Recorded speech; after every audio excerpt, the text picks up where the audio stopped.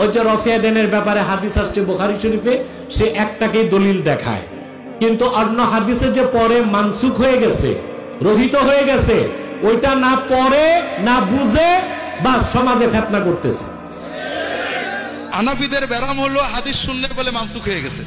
কথাটা হলো আসলে মানসুখ হয়েছে এটা বাতিল কথা। আল্লাহ নবীর হাদিস সাহাবীরা আমল করেছে। আব্দুল কাদের জিলানী রফাদাইন করতেন, জোরে আমিন বলতেন, উনি কি দোজখে যাবে নাকি? তো মানসুখ হলে তো দোজখে যাওয়ার কথা। বড় বড় হানাফি আলেমরা রফাদাইন করতেন, দোজখে যাবে নাকি? মানসুখ সহি হাদিসের দলিল ছাড়া বলতে নেই।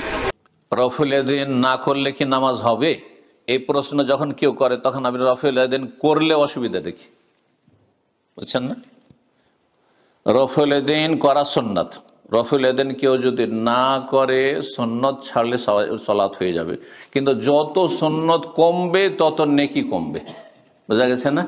আর সুন্নত যত পুরোপুরি করবেন তত বেশি সব হবে।